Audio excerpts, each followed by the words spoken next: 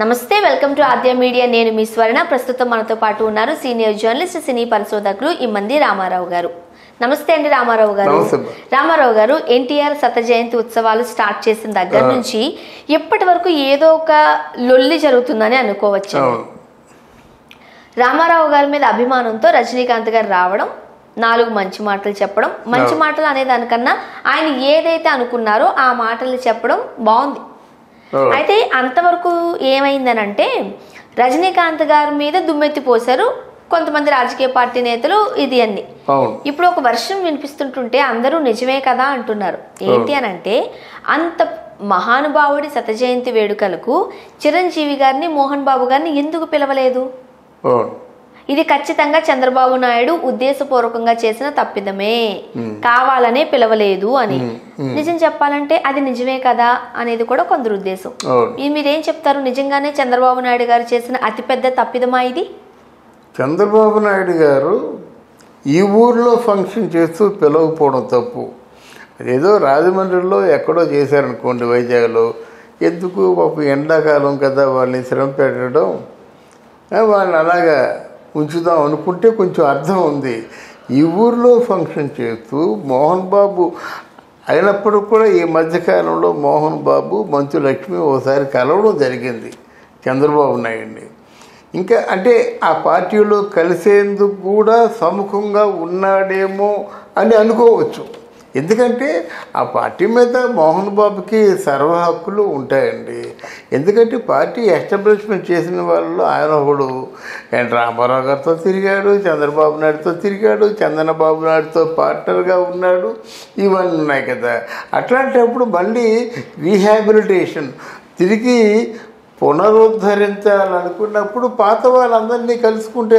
తప్పే ఉంది ఏంటి తప్పే ఉంది పాత వాళ్ళని కలుసుకుంటే తప్పే ఉంది తప్పేమీ లేదు కదా మరి మోహన్ బాబుని మాత్రం పిలవకపోవడం తప్పే అవుతుంది కారణాలు ఏవైనా కావచ్చు కానీ పిలవకపోవడం ఈ ఊర్లో ఫంక్షన్ చేస్తూ అంత పెద్ద ఫంక్షన్ చేస్తూ తెలుగుదేశం తాలూకు స్థాపక అధ్యక్షుడు తాలూకు 100వ జయంతి ఉత్సవ సంబరాలు చేసుకుంటూ ఆయన పిలవకపోవడం ఆయన కొంచెం నెగ్లెక్ట్ చేసినట్టు అవుతుంది ఇంకా మరికొంతమంది చెప్తున్నారు రజనీకాంత్ గారి ప్లేస్ లో మోహన్ బాబు గారిని పిలిచి ఉండుంటే రామారావు గారిని ఇంకా ఆకాశానికి ఎత్తేసి ఉండేవారు ఎన్నెన్నో మధురాను స్మృతులను మోహన్ బాబు గారు గుర్తు చేసి ఉండేవారు ఇటు పార్టీ పరంగా కావచ్చు సినిమాల పరంగా కావచ్చు వ్యక్తిగత పరంగా కూడా కావచ్చు సో అలాంటి వ్యక్తుల్ని ఎట్లా దూరం చేస్తారు చంద్రబాబు నాయుడు గారు అనేది ఒక వాదన అవునవును అయితే ఇక్కడ రజనీకాంత్ని పిలవడం ఏంటంటే రాజకీయ పార్టీలన్నీ కూడా రజనీకాంత్ని కలుసుకోవడం వాళ్ళ తాలూకు కష్టసుఖాలు మాట్లాడడం ఈవెన్ మోదీ కూడా మాట్లాడాడన్నమాట అంటే మన ఇండియాలో ఉన్న ప్రముఖ వ్యక్తుల్లో రజనీకాంత్ ఒకడు అందువల్ల ఒక ప్రముఖ వ్యక్తిగా ఆయన్ని పిలిచాడన్నమాట తర్వాత రజనీకాంత్ ఎందుకు వచ్చారంటే ఆయన చిన్నప్పుడు కాంచి ఎన్టీ రామారావు గారి ఫ్యాను నాతో చెప్పాడు ఆయన ఆ దుర్యోధనుడు తాలూకు ఏకపాత్రాభినయం చేసేవాడినండి స్టేజీ మీద అని చెప్పేసి అలాంటి అభిమాని కాబట్టి ఆయన్ని పిలిచారన్నమాట దాని తర్వాత అది ఆయన మనసులోంచి వచ్చిన మాటలు కాస్త వక్ర భాష్యం పలికారు ఈ వైఎస్ఆర్ కాంగ్రెస్ పార్టీ వాళ్ళు అయినప్పుడు కూడా వాళ్ళు కొరువుతో తలగొక్కున్నట్టయింది దాని మూలంగా మొత్తానికి ఎక్కడున్న తలైవేతాలకు ఫ్యాన్స్ అందరూ కూడా వాళ్ళని తరివి కొట్టే పరిస్థితి వచ్చింది అది తీసి పక్కన పెడదాం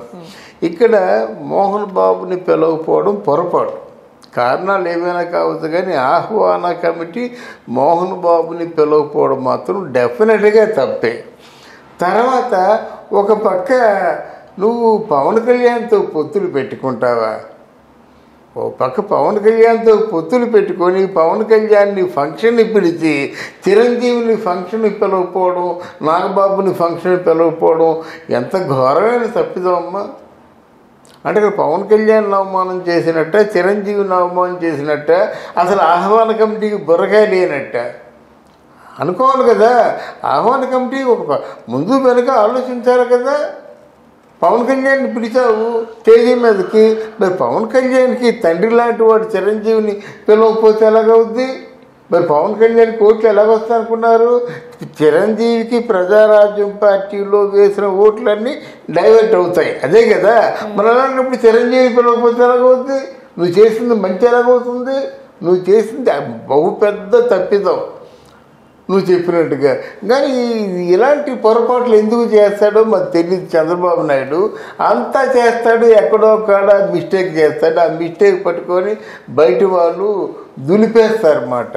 తప్పే కదా, తప్పే కనుక ఈ మోహన్ బాబుని పిలవకపోవడం, తర్వాత చిరంజీవి గారిని పిలవకపోవడం మాత్రం డెఫినెట్గా అది తప్పే అవుతుంది. అది ఎదుటి వాళ్ళు వేసే ఇప్పుడు నేనే వేస్తున్నాను పెట్టిన, నువ్వు ఆ పక్కేమో పవన్ కళ్యాణ్తో పొత్తులు పెట్టుకుంటావా? ఓ పక్కేమో చిరంజీవి ఓట్లు పవన్ కళ్యాణ్కి వేస్తే పవన్ కళ్యాణ్ నీకు సహకరిస్తాడా? మరి అట్లాంటప్పుడు చిరంజీవిని పిలవా? నీకేమైనా ఉందా అని అనుకుంటారు. ఉందో లేదో మాకు తెలీదు. పోనీ అఫ్కోర్స్ ఈ తప్పు నీది కాకపోవచ్చు, ఆహ్వాన కమిటీదే తప్పు కావచ్చు. కొన్ని పొరపాట్లు అక్కడ అధిష్టానాలు తెలియకుండా ఆహ్వాన కమిటీలో ఎవరైతే ఉన్నారో వారి తాను సొంత పెత్తనం ఉంటుంది. అలాగే ముఖ్యంగా పెద్దలు ఎవరైతే ఉంటారో హిట్ లిస్ట్ లో వాళ్ళు ఎవరెవరు వస్తున్నారు, ఎవరెవరికి ఆహ్వానం అందింది అనేది మాత్రం ఖచ్చితంగా చంద్రబాబు నాయుడు గారి దగ్గరికి రావాలి కదా. రావాలి. అది ఆహ్వాన కమిటీ మీద నమ్మకంతో కూడా వదిలేయచ్చు.